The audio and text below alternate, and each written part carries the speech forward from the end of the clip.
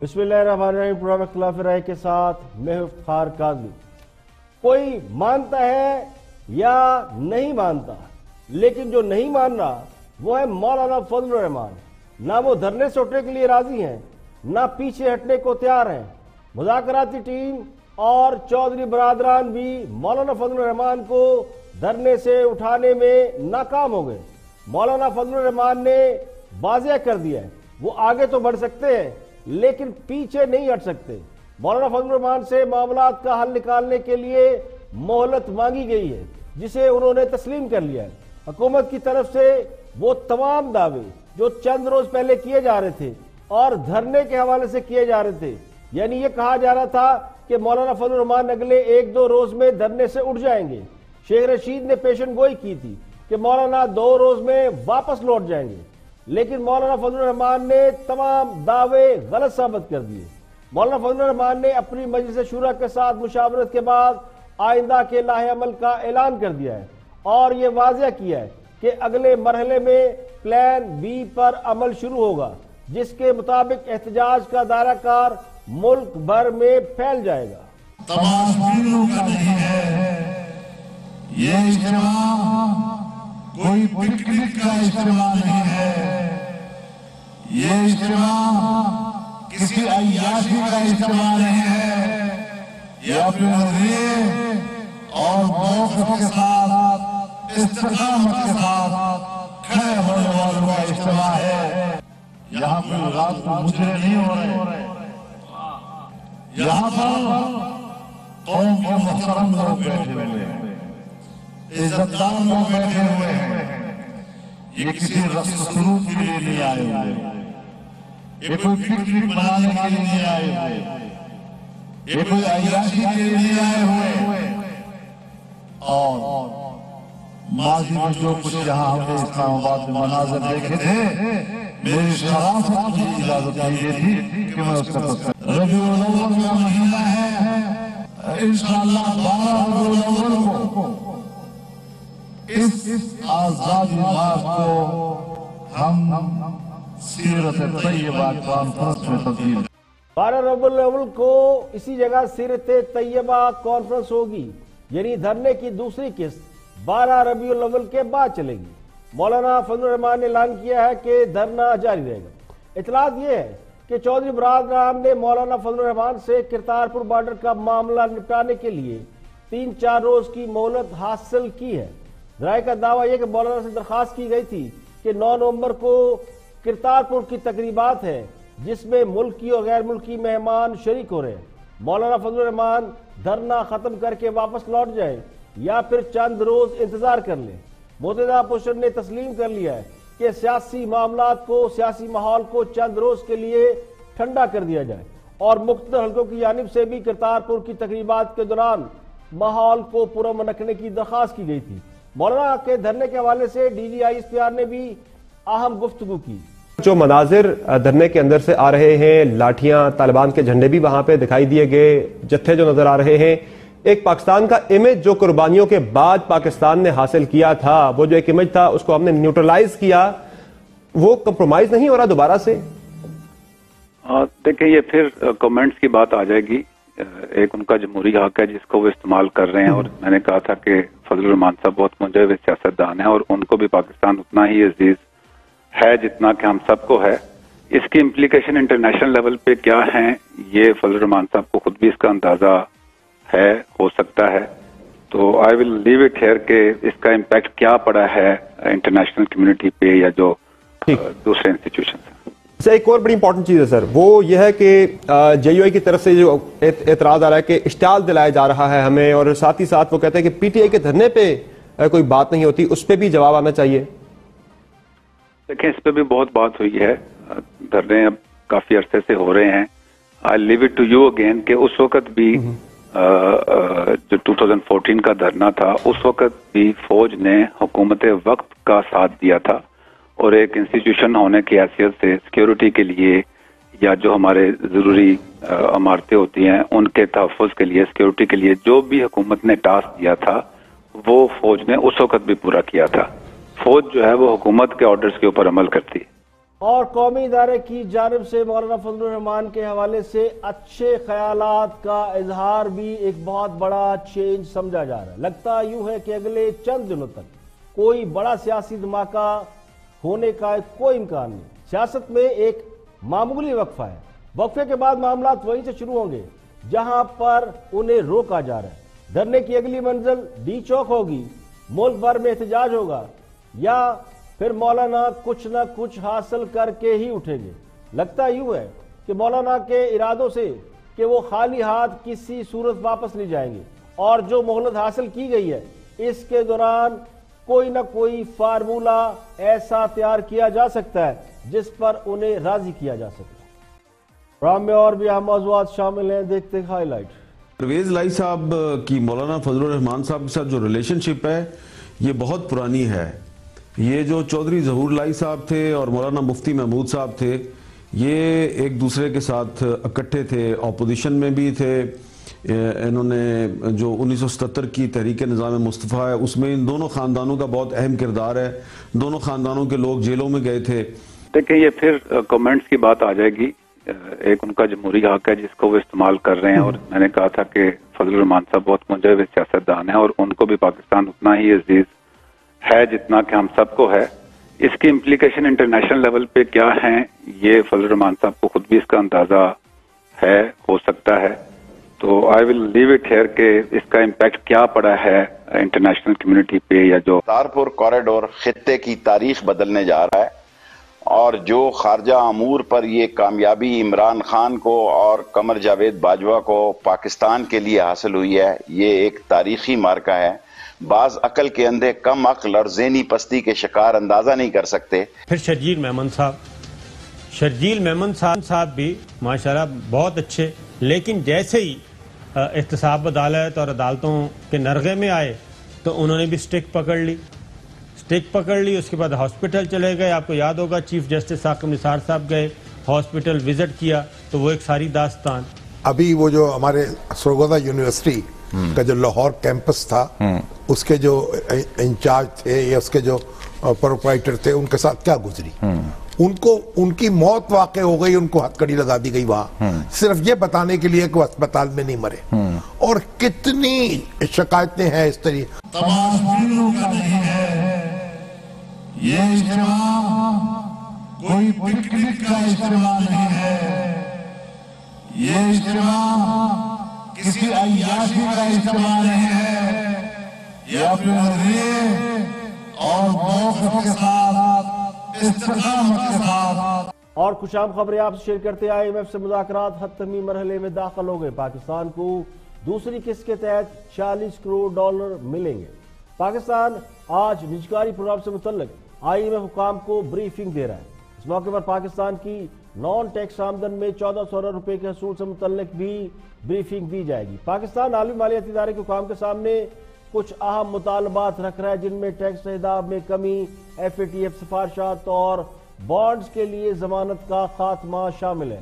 یہ بھی I am F سے کہا جائے گا کہ ایف اے ٹی ایف سفارشات کو آئی ایم ایف پیکج کا حصہ نہ بنایا جائے۔ آئی ایم ایف پاکستان کے مطالبات پر اپنے جواب سے آج یا کل پاکستانی حکام کو مطلع کرے گا۔ اس دورے کی کامیابی پر قرض کی دوسری قسط 40 کروڑ ڈالر ملنے کا امکان ہے۔ وزیر اعظم عمران خان نے دھرنے کے پرامن حل کے لیے پی ٹی آئی پارلیمانی پارٹی کا اجلاس بلا لیا۔ اجلاس میں اپوزیشن کے ممکنہ احتجاج سے نمٹنے کی حکمت عملی پر مشاورت کی جا رہی ہے۔ اسپیکر ہاؤس اسلام آباد میں وزیر دفاع پرویز خٹک کی زیر صدارت حکومتی کمیٹی کا اجلاس ہوا، جس میں رہبر کمیٹی اور مولانا فضل الرحمان سے ہونے والے حکومتی رابطوں کے حوالے سے تبادلہ خیال کیا گیا۔ اجلاس میں پرویز لائی کی مولانا فضل الرحمان سے ملاقات کی روشنی میں دی گئی تجاویز پر غور بھی کیا گیا۔ اجلاس کے دوران مذاکراتی کمیٹی نے وزیر اعظم عمران خان سے رابطہ کیا اور انہیں مذاکراتی کمیٹی کی پیش رفت سے آگاہ کیا۔ اجلاس میں اتفاق کیا گیا کہ اپوزیشن سے مذاکرات جاری رہیں گے اور پرویز لائی مولانا فضل الرحمان سے براہ راست مذاکرات کریں گے۔ حکومتی تجاویز کی روشنی میں کوئی درمیانی راستہ نکالنے کی کوشش کی جائے گی۔ چودھری پرویز لائی گزشتہ 36 گھنٹوں میں مولانا فضل الرحمان سے 3 اہم ملاقاتیں کر چکے ہیں اور آج پھر وہ مولانا فضل الرحمان سے ملاقات کریں گے۔ اور لاہور ہائی کورٹ نے ڈاکٹروں کو ہڑتال ختم کرنے کا حکم دے دیا۔ لاہور ہائی کورٹ نے ریمارکس دیے ہیں کہ اب کسی نے ہڑتال کی تو ان کے خلاف فوجداری مقدمہ درج ہوگا۔ لاہور ہائی کورٹ میں ڈاکٹر کی ہڑتال کے خلاف کیس کی سماعت ہوئی۔ Pakistan medical commission, college of physician اور ینگ ڈاکٹر کے نمائندے عدالت میں پیش ہوئے۔ ڈاکٹر نے وکیل سے کہا کہ او پی ڈی میں ہڑتال نہیں ہے، ہڑتال کرنے والے ینگ ڈاکٹر نہیں بلکہ پوسٹ گریجویٹ ٹرینی ہیں جو ہڑتال کر سکتے ہیں، لیکن پروفیشنل ڈاکٹر ہڑتال نہیں کر سکتے۔ عدالت نے ریمارکس دیے کہ ہڑتال ڈاکٹرز کے خلاف یعنی ہڑتال کرنے والے ڈاکٹروں کے خلاف فوجداری مقدمہ درج ہوگا۔ ڈیوٹی اوقات میں ہڑتال کرنا جرم ہے۔ پی ایم سی اور پنجاب حکومت ہڑتالی ڈاکٹروں کے خلاف ایکشن لے۔ یہ ہیلتھ سیکٹری کا قصور ہے کہ معاملہ ابھی تک لٹکا ہوا ہے۔ عدالت نے ہیلتھ سیکٹری سے پوچھا کہ جب آپ ایم ٹی آئی ایکٹ قانون لے کر آئے تو سب کو اعتماد میں لیا گیا؟ اس پر عدالت موجود وکلا نے نہیں کی آواز لگائی۔ عدالت نے ڈاکٹر سے کہا کہ آپ اپنے بڑوں سے پوچھیں کہ قانون سے متعلق کیا کرنا ہے۔ ڈاکٹرز کے وکلا نے کہا کہ ہمیں کچھ وقت دیا جائے، ہم ابھی طے کر لیتے ہیں۔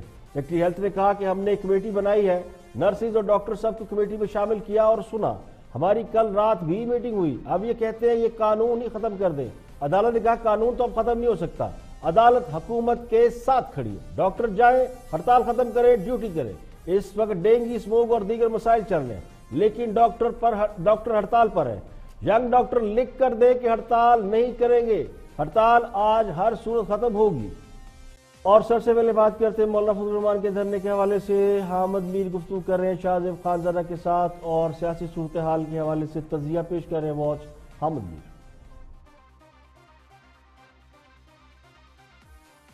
پرویز لائی صاحب کی مولانا فضل الرحمان صاحب کے ساتھ جو ریلیشن شپ ہے یہ بہت پرانی ہے۔ یہ جو چودھری ظہور لائی صاحب تھے اور مولانا مفتی محمود صاحب تھے، یہ ایک دوسرے کے ساتھ اکٹھے تھے، اپوزیشن میں بھی تھے۔ انہوں نے جو 1977 کی تحریک نظام مصطفیٰ ہے اس میں ان دونوں خاندانوں کا بہت اہم کردار ہے۔ دونوں خاندانوں کے لوگ جیلوں میں گئے تھے، اور اس کے بعد جب جنرل ضیاء الحق کا زمانہ آیا تو مولانا فضل الرحمان جو ہیں وہ ایم آر ڈی میں چلے گئے۔ وہ جنرل ضیاء الحق کے خلاف تھے، لیکن چودھری شجاعت جو ہیں اور پرویز لائی صاحب یہ ان کے سپورٹر تھے، لیکن ان کے ذاتی تعلقات جو ہیں وہ ہمیشہ قائم رہے ہیں۔ تو اس وقت بھی یہی صورتحال ہے، اور اس وقت چودھری پرویز لائی صاحب اور چودھری شجاعت صاحب جو ہیں وہ بظاہر تو عمران خان کے اتحادی ہیں، لیکن مولانا فضل الرحمان کے ساتھ ان کا ایک پرانا ایک ذاتی تعلق ہے، اور اسی ذاتی تعلق کی وجہ سے مولانا فضل الرحمان کو ذرا زیادہ آسانی محسوس ہوتی ہے، سہولت محسوس ہوتی ہے کہ وہ ان کے ساتھ کھل کے بات کر لیتے ہیں، کیونکہ جو رہبر کمیٹی اور حکومت کی جو مذاکراتی ٹیم ہے جس کی سربراہی پرویز خٹک صاحب کر رہے ہیں، تو ان کے ساتھ جو آخری جو ملاقات ہوئی تھی اس ملاقات میں جو لب و لہجہ تھا جو رہبر کمیٹی کے لوگ تھے، خاص طور پہ اکرم درانی صاحب، تو حکومتی ٹیم کے کچھ ارکان نے شکایت کی کہ ان کا لہجہ کافی درست تھا۔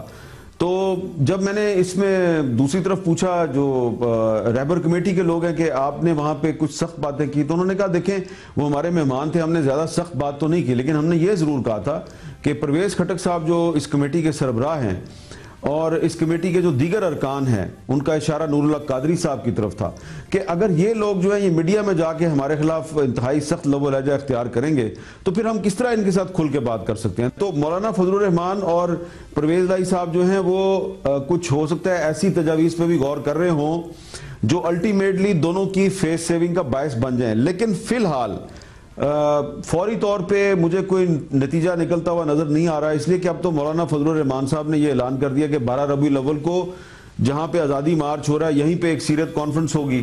تو اس کا مطلب ہے کہ جو شیخ رشید صاحب کی پریڈکشن تھی کہ 1-2 روز میں یہ دھرنا ختم ہو جائے گا، تو وہ پریڈکشن تو پوری ہوتی ہوئی نظر نہیں آ رھی، اور جس طرف جا رہے ہیں پرویز لائی صاحب اور مولانا فضل الرحمان، وہ میرا خیال ہے کہ تھوڑا لمبا راستہ ہے، اور لمبے راستے پہ چلتے ہوئے جب آپ کسی منزل کی طرف گامزن ہوتے ہیں تو منزل کچھ دیر سے آتی ہے۔ چودھری برادران یعنی چودھری پرویز لائی اور چودھری شجاعت حسین بظاہر عمران خان کے اتحادی ہیں، لیکن اتنے مضبوط اتحادی نہیں کہ وہ بااثر حلقوں کی نمائندگی بھی کر سکے۔ ایک زمانے میں چودھری بڑے بااثر سمجھے جاتے تھے، لیکن اب شاید وہ اتنے بااثر ہے یا نہیں، لیکن عمران خان سے استعفیٰ لے سکے یہ نہیں وہ کر سکتے۔ وہ یہی کر سکتے تھے کہ حکومت کو کچھ وقت لے دیتے، سو انہوں نے حکومت کو مولانا فضل الرحمان سے مہلت لے دی ہے۔ اور مولانا چونکہ وزیردار آدمی ہیں اور چودھریوں سے ان کے تعلقات پرانے ہیں تو انہوں نے چودھریوں کی لاج رکھ لی ہے. تو میرا نہیں خیال کہ ان کے پاس حکومت کے اس فارمولے کے سوا کوئی اور فارمولہ ہے، یعنی جو کچھ کرنا ہے وہ پارلیمنٹ کے اندر طے کیا جائے. چودھری برادران کا اگر ٹریک ریکارڈ دیکھے تو ان کی جو ثالثی کے سابقہ تجربات ہیں وہ کبھی بھی کامیاب نہیں رہے. جنرل مشرف کے دور میں جب جنرل مشرف اور اکبر بگٹی کے درمیان ثالثی کا معاملہ ہوا تو اس میں بھی چودھری برادران پیش تھے، لیکن اینڈ آف دی ڈے نتیجہ کچھ اچھا نہیں نکلا اور بگٹی صاحب کی شہادت ہو گئی. لال مسجد کے معاملے میں بھی چودھری شجاعت ثالث کا کردار ادا کر رہے تھے اور معاملات ابھی چل ہی رہے تھے کہ لال مسجد کا سانحہ ہو گیا اور عبدالرشید غازی کی شہادت ہو گئی. اب وہ مولانا کے ساتھ ثالثی کی کوششیں کر رہے ہیں. تو یہی کہا جا سکتا ہے کہ اللہ سب کو اپنے حفظ و امان میں رکھے. چودھریوں کے ساتھ مولانا صاحب کے تعلقات بڑے پرانے ہیں اور لیکن یہ ممکن نہیں ہے کہ وہ عمران خان کو قائل کر سکے کہ وہ استعفیٰ دے کے اپنی جگہ کسی اور کو پرائم منسٹر بنا دیں. یہاں پہ لیں گے ایک بریک اور بریک کے بعد جب واپس آئیں گے اور بھی ہم موضوعات آپ کے ساتھ شیئر کریں گے. ہمارے ساتھ رہیے. Welcome back. آپ دیکھ رہے ہیں پروگرام اختلاف رائے اور میں ہوں افتخار کاظمی. بریک کے بعد حاضر خدمت ہے. اب کچھ دوستوں کی خبر لیتے ہیں جو کہ پھر سے نواز شریف کی بیماری کے حوالے سے کچھ ٹپنیاں کر رہے ہیں, کیا سرائیاں کر رہے ہیں, دیکھتے ہیں. پھر شرجیل میمن صاحب بھی ماشاءاللہ بہت اچھے, لیکن جیسے ہی احتساب عدالت اور عدالتوں کے نرغے میں آئے تو انہوں نے بھی سٹک پکڑ لی. اس کے بعد ہاسپٹل چلے گئے. آپ کو یاد ہوگا چیف جسٹس ثاقب نثار صاحب گئے, ہاسپٹل وزٹ کیا تو وہ ایک ساری داستان. اس کے بعد خورشید شاہ صاحب, ہم یہ نہیں کہہ رہے کہ اللہ تعالیٰ ان کو صحت دے کہ ہم, لیکن خورشید شاہ صاحب بھی ویل چیئر پہ آ گئے اور ویل چیئر پہ وہ آ رہے ہیں جا رہے ہیں اور ان کے جو ہیں فالوورز وہ ان کے ساتھ ہیں. اس کے بعد اللہ تعالیٰ ان کو صحت دے, ہم یہ بار بار کہہ رہے ہیں کہ اللہ تعالیٰ ان کو صحت دے. آصف علی زرداری صاحب ویل چیئر. جی سر. بھائی میں چودھری غلام حسین الحمدللہ صحت مند بیٹھا ہوا آپ کے سامنے. کسی وجہ سے اس وقت میں یعنی مطلب ہے کہ فوت ہو جاتا ہوں تو اس کا مطلب ہے کہ یا صابر شاکر نے یا ALY نیوز نے مجھے مارا ہے. بھائی یہ بکواس میں نہیں سننا چاہتا, یہ بند کرائیں. یہ تمام ڈکوسلے جو میرے سامنے ہیں اور ان کا مجھے اب جواب چاہیے عمران خان حکومت سے کہ یہ کن لوگوں کے ہاتھے میں انہوں نے سارا نظام دیا ہوا ہے اور کیا ان کے ساتھ پاپڑ بیل کے ان کو کس بند گلی میں دھکیلا جاتا ہے. ایک چیز رہ گئی تھی کہ عمران خان کی حکومت کیونکہ وہ دیانتدار آدمی ہے جو کہ ہیں تو وہ کسی بد دیانت کو کوئی روح رعایت نہیں کریں گے اور ان کو اپنے انجام تک پہنچائیں گے اور قوم کا لوٹا ہوا پیسہ لیں گے. اب ایک بجائے لوٹا ہوا پیسہ لینے کے آپ 15 لاکھ اوپر ان کے اوپر لگا رہے ہیں. اور میں کہہ رہا ہوں کہ آج آپ صابر شاکر صاحب, آپ کا اور میرا یہ فرض ہے کہ جن لوگوں نے یہ کہا کہ پلیٹلیٹس جو ہے 2000 رہ گئے ہیں ان کو پہلے میرے سامنے پیش کرے کہ کوئی شخص جس کے پلیٹلیٹس 20-25 ہزار سے نیچے آ جائے, آیا وہ مقامی ہوش و حواس اور اپنے قدموں پر کہیں آ جا سکتا ہے. یہ 2000 انہوں نے جب دیے تو یہ کس کی گیم کھیل رہے تھے؟ اگر اسی طرح آپ نے کرنا ہے تو یہ بند کرے سارا کچھ, نیب کو بھی بند کرے, FIA بھی کرے اور صوبوں میں جو ہے وہ تو ویسے ہی بہت کام ہو رہا ہے. آپ مجھے جواب کیوں نہیں دے رہے؟ اللہ جانے کچھ اینکرز نے خود کو پرائم منسٹر سمجھ لیا ہے یا وہ خود کو کوئی جرنیل سمجھتے ہیں. یہ ڈاکٹر بھی ہیں اور سرجن بھی ہیں. نواز شریف کو عدالت نے سزا سنائی تھی, عدالت نے انہیں جیل بھیجا اور عدالت نے ہی انہیں ضمانت پر رہائی دی ہے اور یہ جواب حکومت سے مانگ رہے ہیں. نواز شریف کا علاج کرنے والے ڈاکٹروں کو چاہیے تھا کہ وہ سرجن غلام حسین اور ڈاکٹر صابر شاکر کو نواز شریف کی رپورٹ پیش کرتے. تو شرم نہیں آتی؟ ابھی کل ہی کی بات ہے, بیگم نواز شریف کی بیماری کو ڈرامہ قرار دیا اور بعد میں شرمندہ پھرتے رہے. آج پھر سے نواز شریف کی بیماری انہیں ڈرامہ دکھائی دے رہی ہے. تو حکومت سے جواب کیوں مانگ رہے ہیں؟ عدالت جائیں, جج صاحب سے جواب لیں جنہوں نے ضمانت دی ہے. نیب سے پوچھے جس کی وجہ سے نواز شریف کی بیماری میں اضافہ ہوا. یہ تو الٹا چور کوتوال کو ڈانٹے والا حساب ہو گیا. یا پھر تو کون میں خواب خواہ, یعنی جی مجھے میرے سامنے ڈاکٹر کو لاؤ. Who the hell are you؟ ابھی تو وہ ہاسپٹل سے گھر منتقل ہوئے ہیں, کوئی ملک سے باہر نہیں گئے, اور ابھی سے ماتم شروع کر دیا. یہ ٹھیک ہے کہ بہت سے لوگوں کو نواز شریف کا بغض ہے اور اس بغض کی وجہ سے وہ چین کی نیند نہیں سوتے, لیکن اصل سوال تو یہ ہے کہ آپ کب سے تھانے دار بن گئے ہیں یا پھر خود کو جج سمجھنے لگے ہیں؟ نواز شریف کی بیماری پر جواب وہ مانگ رہے ہیں جنہیں شاید گھر والے بھی جواب دینا پسند نہیں کرتے. اب کچھ بات کرتے ہیں آزادی مارچ میں مسلم لیگ نون کے شرکت یا عدم شرکت کے حوالے سے جو سوال اٹھ رہے ہیں اور بہت سی خبریں میڈیا پر گردش کر رہی ہیں. شاہ زیب خاندادہ نے بھی اس پہ ایک پروگرام کیا اور جس میں انہوں نے کہا کہ شہباز شریف نہیں چاہتے کہ دھرنے کا حصہ بنے اور نواز شریف کے خط کو لے کے کچھ سوالات اٹھائے گئے. اسی پر گفتگو کر رہی ہے کہ کیا شہباز شریف اور نواز شریف میں کوئی اختلافات ہے آزادی مارچ کے حوالے سے. پہلے مریم نواز کا ایک شارٹ سنتے ہیں, اس کے بعد پرویز رشید اس حوالے سے گفتگو کر رہے ہیں, پھر اس کے بعد میں آپ کو وہ اسی حوالے سے اپنا تجزیہ دوں.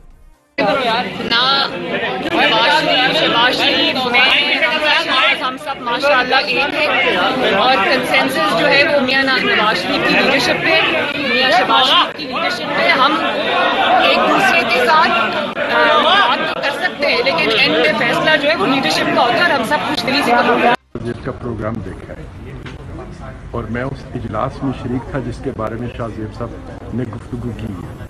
شاہ زیب کے پروگرام اور ان کی معلومات جو ہوتی ہیں ان کو میں ہمیشہ بڑی قدر کی نظر سے دیکھتا ہوں, لیکن اس پروگرام کے بارے میں میں اپنے دوست شاہ زیب صاحب سے کہنا چاہتا ہوں کہ انہیں گمراہ کن اطلاعات کسی نے فراہم کی. آپ لوگ میاں صاحب کے, میاں نواز شریف صاحب کے بیانیے کے ساتھ ہیں یا شہباز شریف صاحب کے بیانیے کے ساتھ؟ شہباز شریف صاحب بھی میاں نواز شریف صاحب کے بیانیے کے ساتھ ہیں. نواز شریف صاحب نے جو ہدایات جاری کی تھیں پارٹی نے ان کی اسپرٹ پہ پورا عمل کیا ہے. پرویز رشید صاحب جس اجلاس کا ذکر کر رہے ہیں یہ وہ خبر ہے جو کہ شاہ زیب خاندادہ نے ایکسکلوسیو سٹوری دی. شاہ زیب جرنلسٹ ہے, اس کی اپنی ایک انفارمیشن ہے, غلط بھی ہو سکتی ہے. میں نے بھی اس حوالے سے تجزیہ دیا تھا, اسی تجزیے کے حوالے سے ابھی پرویز رشید نے گفتگو کی ہے. تو میں نے جو تجزیہ دیا تھا اس اجلاس کے حوالے سے یا شہباز شریف کیا سوچتے ہیں نواز شریف کی بیماری کے حوالے سے, میں اس کے جواب میں آپ کو وہ اپنا کل جو میں نے انالیسس دیا تھا وہ دکھاتا ہوں.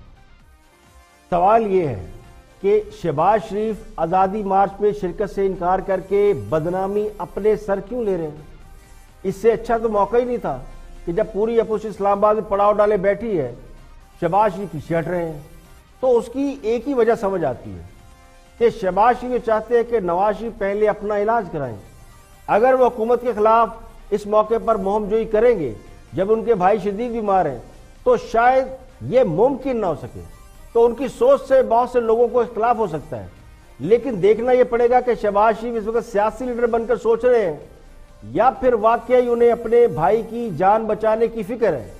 میرا اپنا ذاتی خیال یہ ہے کہ شہباز شریف سمجھتے ہیں کہ نواز شریف کو سیاست سے زیادہ اپنی صحت کی پرواہ کرنی چاہیے. نواز شریف بیمار ہیں اور یہ بیماری خاصی شدید نوعیت کی ہے جس کا علاج بہت ضروری ہے.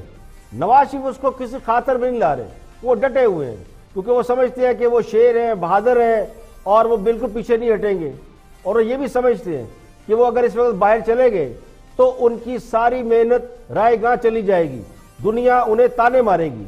اور جیل میں رہ کر انہوں نے جس بہادری کا, جرأت مندی کا اظہار کیا ہے اس کی وجہ سے وہ سیاست میں اپنی ایگزسٹنس برقرار رکھنے میں کامیاب ہوئے, ورنہ تو مائنس نواز شریف کی آواز لگ گئی تھی. تو بیرون ملک اگر جانا ہوتا انہیں یا بیرون ملک رہنا ہوتا تو وہ بیمار بیوی کو بستر مرگ پر چھوڑ کر واپس کیوں آتے؟ نواز شریف کسی قیمت پر باہر جانے کو تیار نہیں ہے, جبکہ شہباز شریف سمجھتے ہیں, بلکہ ان کی فیملی کے بہت سے لوگ سمجھتے ہیں جو پہلے کنونس نہیں تھے وہ بھی اب کنونس ہیں کہ نواز شریف کو واقعی علاج کی ضرورت ہے اور اگر ان کی صحت ٹھیک ہوئی تو پھر واپس آ جائیں گے. اب شہباز شریف اپنے بھائی کو قائل کر سکیں گے یا نہیں کر سکیں گے؟ ابھی تو ایک برخلا ان کا نام ECL سے نکلوانے کا ہے, مریم کا پاسپورٹ جمع ہے, تو وہ اپنے بھائی کو قائل کر سکیں گے یا نہیں؟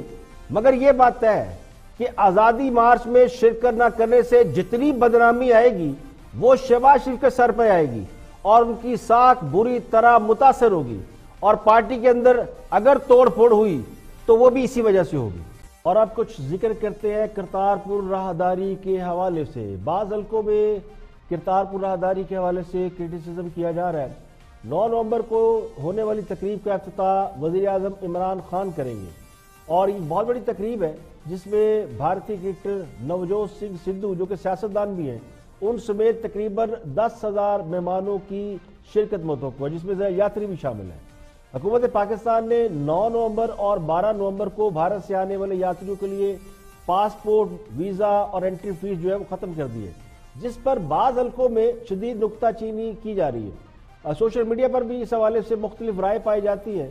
تو ایک رائے یہ ہے کہ حکومت نے سکھ برادری کو ان کے مذہبی تقریبات میں شرکت کے لیے سہولت دے کر سکھ کمیونٹی کے ساتھ اپنے تعلقات کو مزید سٹرونگ کیا ہے، اور اس اقدام کے ذریعے ٹورزم کے راستے کھلیں گے، یعنی پاکستان میں جو ریلیجس ٹورزم ہے، سکھوں کے مذہبی مقامات ہیں، ان کے لیے راستے کھلیں گے اور پاکستان ریونیو جنریٹ کرے گا۔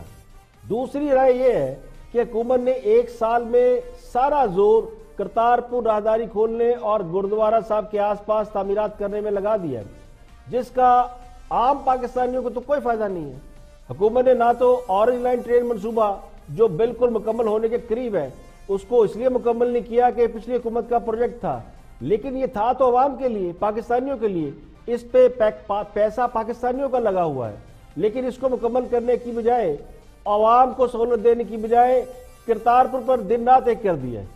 یعنی 1 سال چھوڑ 1، 2، 3، 4 سالوں میں آپ پشاور کی میٹرو ٹرین نہیں بنا سکے، لیکن سال بھر میں کرتارپور بنا دیا۔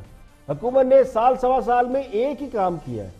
یعنی اگر آپ کریڈٹ میں دیکھیں تو میں سمجھتا ہوں کہ یہ بہت بڑا کام ہے جو حکومت پاکستان نے کیا ہے، اور اس کا بھی فائدہ پاکستانی عوام کو نہیں پہنچایا جا رہا بلکہ اس کا فائدہ دیگر لوگوں کو ہوگا۔ ماضی میں اسی طرح کے کام جب مختلف حکومتیں، سابقہ حکومتیں کرتی تھی، خاص کر نواز شریف کرتے تھے، تو انہیں یہ کہا جاتا تھا کہ نواز شریف 2 پنجاب کو ملا کر ایک گریٹر پنجاب بنانے کی کوشش کریں۔ یہ ہمیشہ نواز شریف پر الزام رہا ہے کہ وہ 2 پنجابوں کو ایک کرنا چاہتے ہیں۔ ان کی گفتگو میں اسی طرح کی بات لوگ اس پہ سے ہنس کرتے تھے، لیکن نواز شریف نے عملی طور پر کوئی ایسا کام نہیں کیا، صرف زبانی کلامی حد تک محدود رہے، لیکن موجودہ حکومت نے تو اس کی عملی شکل پیش کر دی ہے، ایک پورا راستہ اس پنجاب سے اس پنجاب تک پرووائڈ کر دیا۔ اور کہنے والے کہتے ہیں، کیونکہ یہ رائے عام ہے جو یہ کہتے ہیں کہ حکومت نے حج اور عمرے پر تو سبسڈی ختم کر دی، لیکن دیگر مذاہب کے لوگوں کو یاترا پر بھرپور سبسڈی فراہم کر دی ہے۔ تو دفتر خارجہ نے اس کی تردید کی ہے، اس الزام کے جواب میں کہا ہے کہ انٹری فیس 2 دن کے لیے ختم کی گئی، جبکہ پاسپورٹ کی شرائط 1 سال کے لیے ختم کی ہے۔ لیکن جو اصل مدعا تھا، جس کے لیے ہم سب پاکستانیوں کو یہ کہا گیا تھا کہ کرتارپور سے ٹورزم کھلے گا اور اس سے ریونیو جنریٹ ہوگا اور پاکستان کو ایک بہت بڑا ریونیو ملے گا، تو وہ فی الحال تو نہیں مل رہا۔ اس کے لیے بھی 1 سال بعد شاید آپ کو ریونیو ملنا شروع ہو۔ تو اس حوالے سے جو سوال اٹھ رہے ہیں وہ اپنی جگہ ویلڈ ہے، لیکن یہ بات بھی درست ہے کہ یہ پاکستان کا بہت بڑا اور اہم کام ہے۔ شیر رشید نے بھی آج کرتارپور کے حوالے سے ایک ویڈیو پیغام جاری کیا، ان کی بھی سنتے ہیں۔ کرتارپور کوریڈور خطے کی تاریخ بدلنے جا رہا ہے، اور جو خارجہ امور پر یہ کامیابی عمران خان کو اور قمر جاوید باجوہ کو پاکستان کے لیے حاصل ہوئی ہے، یہ ایک تاریخی مارکہ ہے۔ بعض عقل کے اندھے کم عقل اور ذہنی پستی کے شکار اندازہ نہیں کر سکتے کہ کرتارپور کوریڈور کا کشمیر کو کتنا فائدہ پہنچے گا۔ یہ لوگ جو بابا گرو نانک کے 550ویں جنم دن کو علامہ اقبال کے جنم دن سے ملا رہے ہیں، یہ عقل کے اندھے ہیں، ان کی سوچ پر ماتم کیا جا سکتا ہے۔ کرتارپور کوریڈور نے مودی کے سینے پہ وہ مونگ دلی ہے جس کا ان کو اندازہ نہیں ہے۔ بالآخر یہ اپنے ہی جال میں پھنسیں گے اور یہ ناکامی کا منہ دیکھیں گے۔ یعنی یہ کرتارپور کا جو معاملہ ہے یہ گیم چینجر کہا جا رہا ہے اس کو خطے کے لیے، اور ہم نے اس سے پہلے بھی ایک گیم چینجر منصوبہ دیکھا تھا جس کا نام تھا سی پیک، اور اس منصوبے کے ذریعے ہمیں بڑے سکھانے خواب دکھائے گئے تھے، اور آج بھی بہت سے لوگ سمجھتے ہیں کہ اگر سی پیک بنتا چائنا کے ساتھ پاکستان کے معاملہ، جو حکومت ابھی کہتی ہے کہ وہ آن گوئنگ پروسیس ہے، ابھی وہ چل رہا ہے، تو وہ بھی گیم چینجر ہے، کرتارپور بھی گیم چینجر ہے۔ تو گیم چینجر منصوبوں کے باوجود پاکستان کی قسمت کیوں نہیں بدل رہی، یہ ایک بہت بڑا کویسچن مارک ہے۔ تو اللہ کرے کہ گیم چینجر منصوبے ضرور آئے اور گیم چینجر منصوبے ضرور لائے جائیں، لیکن اس کا فائدہ براہ راست پاکستانی عوام کو تو پہنچے۔ یہاں پہ لیں گے ایک بریک، اور بریک کے بعد جب واپس آئیں گے تو ایک اور اہم موضوع آپ کے ساتھ شیئر کریں گے۔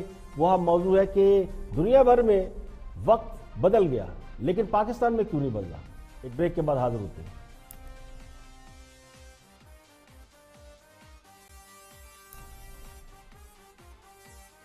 ویلکم بیک، آپ دیکھ رہے ہیں پروگرام اختلاف رائے اور میں افتخار کاظمی۔ بریک کے بعد حاضر خدمت ہے، آگے بڑھتے ہیں اور بات کرتے ہیں وقت کی کہ دنیا بھر میں یعنی امریکہ اور یورپ میں گھڑیوں کا وقت تبدیل کر دیا گیا ہے، لیکن پاکستان میں ابھی تک گھڑیوں کا وہی وقت چل رہا ہے۔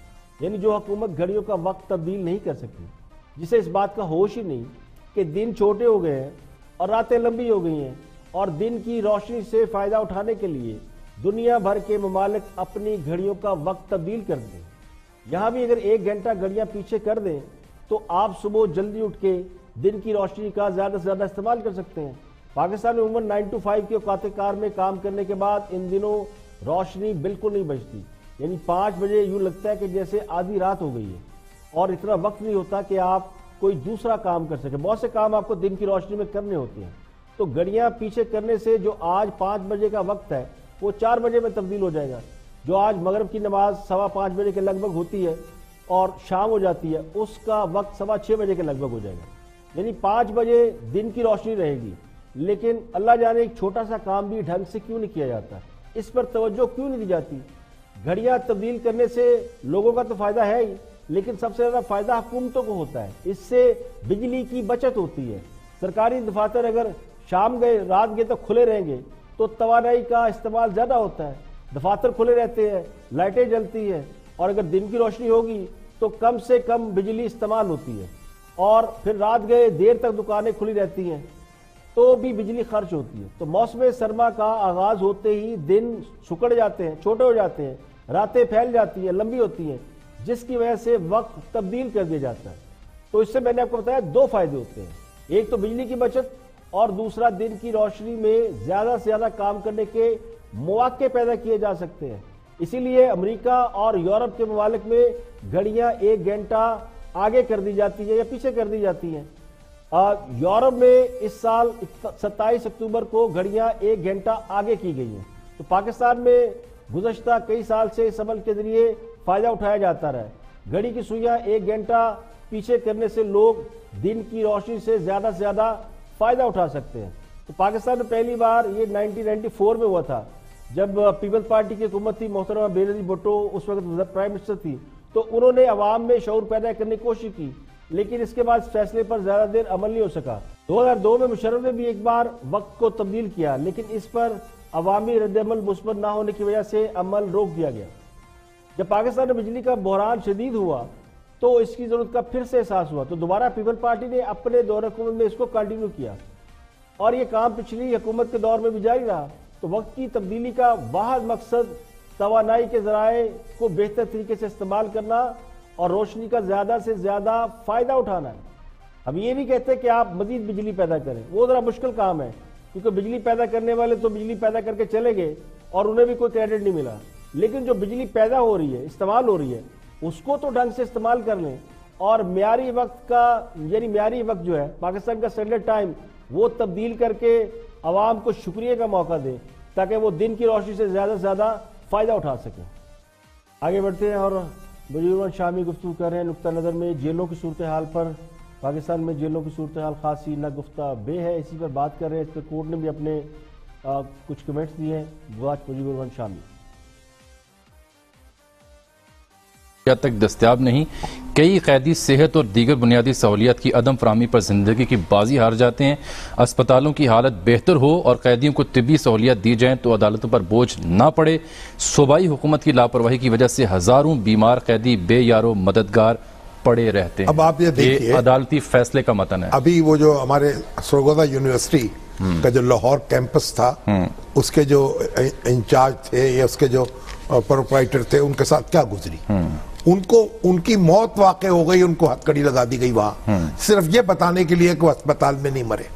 اور کتنی شکایتیں ہیں اس طرح. ابھی یہ ہمارے جو ڈاکٹر اکرم چودھری ہیں ان کی بیل بھی ہوئی ہے طبی بنیاد پر کہ ان کے لنگز جو تھے ان کے انفیکشن ہو گئی اور وہ ایک عام قیدی کی طرح ایک سمجھے تیسرے درجے کی جیل میں ان کو رکھا گیا. عامر آپ کا بہت شکریہ, آپ نے سام خبر کی تفصیل سے ہمیں آگاہ کیا. اب آپ یہ دیکھیے کہ یہ جو سارے انتظامات ہیں, اب ایک بدقسمتی یہ ہے کہ یہ قیدیوں کے معاملات کی طرف اور جیلوں کی طرف توجہ نہیں دی گئی.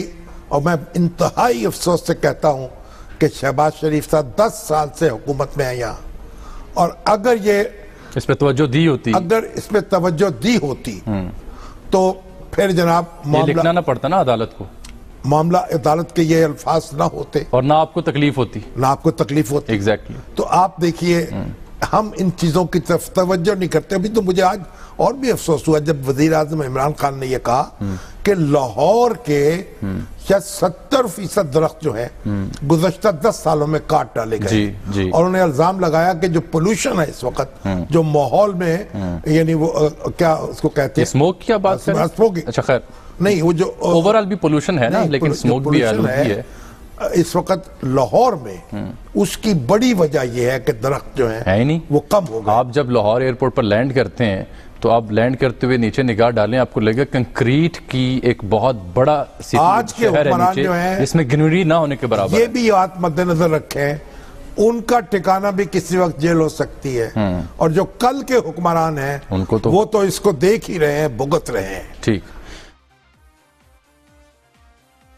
اقتدار چیز ہی ایسی ہے, صاحب اقتدار کو تو چھوڑیں, ان کے چپراسیوں کی گردن میں بھی ایسا سری آ جاتا ہے کہ جس کی کوئی مثال نہیں ملتی. جس کے پاس کرسی ہے وہ خود کو سب سے زیادہ عقل مند اور صاحب بصیرت سمجھتا ہے, اور کرسی چھن جانے پر بھی کسی کو عقل نہیں آتی بلکہ اس کے خمار میں زندگی گزر جاتی ہے. تو جیل جانا تو دور کی بات, یہ تو اتنا نہیں کرتے کہ اچھا ہاسپٹل بنوا لیں کہ وہاں علاج کرا سکیں. جیلوں اور قیدیوں کی حالت پورے ملک میں ایک جیسی ہے, سندھ ہو, پنجاب ہو یا خیبر پختونخوا ہو, کوئی فرق نہیں ہے. کیونکہ حکمران نہ جیلوں کو اہمیت دیتے ہیں, نہ ہاسپٹلز کو, اور نہ تعلیمی ادارے ان کی ترجیحات میں شامل ہیں. یہ انفارچونیٹ ہے, یہ ہم نے بڑے عرصے سے دیکھا ہے. جیلیں اصلاحات کی بجائے قیدیوں کی تربیت گاہ بن چکی ہیں. یعنی جیل اس لیے بھیجا جاتا ہے کہ لوگ اپنے جرم کی سزا پائیں اور ٹھیک ہو کر نکلیں, لیکن یہاں پہ لوگ جرم کی سزا پانے کے لیے جیل بھیجے جاتے ہیں اور تربیت یافتہ مجرم بن کر باہر نکلتے ہیں. یہ جیلیں تھوڑی ہیں بلکہ جرائم پیشہ افراد کی فیکٹریاں ہیں, اور جرائم کا دھندا جیل کے اندر سے چلایا جاتا ہے. اسے مال کمانے کا ایک بہت بڑا ذریعہ سمجھا جاتا ہے. سرکاری کرندے یا وہ جو جیلر یا پولیس ہوتی ہے وہ بھی اس سے فائدہ اٹھاتی ہے. تو پھر معاشرے میں جرائم کس طرح ختم ہو سکتے ہیں؟ جیلوں میں قیدیوں کی تعداد زیادہ ہے اور گنجائش کم ہے, تو اگلی پچھلی تمام حکومتیں اس جرم میں برابر کی شریک ہیں. یہ وہ نااہلی ہے جس کا خمیازہ پوری قوم کو بھگتنا پڑتا ہے. آج کے لیے اتنا ہی, کل پھر حاضر ہوگے مزید خبروں, تبصروں, تجزیوں کے ساتھ. پروگرام اختلاف رائے سے افتخار کاظمی کو اجازت دیجیے. اپنا بہت بہت خیال رکھیے.